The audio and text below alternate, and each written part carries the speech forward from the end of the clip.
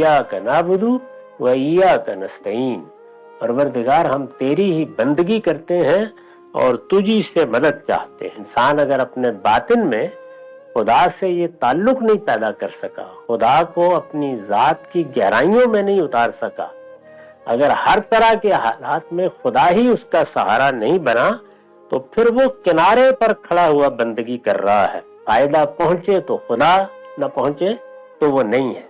जब वो नहीं है तो जिस वक्त फिर नुकसान पहुंचता है, जिस वक्त तकलीफ आती है, उस वक्त इंसान के अंदर दूसरों की तरफ तवज्जो पैदा होती है और यहीं से शिर्क या मुश्रिकाना रवैये जन्म लेते हैं। मुसीबत के मरहले भी आते हैं और अल्लाह ताला चूंकि इब्तला के उसूल पर लोगों से मामला कर रहा है तो कामयाबियां भी होती हैं। जिस वक्त मुसीबत आ जाती है, तकलीफ आ जाती है, अल्लाह का इम्तहान शुरू हो जाता है, जिंदगी में किसी नशेब पर इंसान लुढ़क रहा होता है, तो उस वक्त सारे सहारे खत्म हो जाते हैं। ये वो मरहला है जिस मरहले में फिर इंसान के उस ईमान की कैफियत का इम्तहान बर्पा हो जाता है।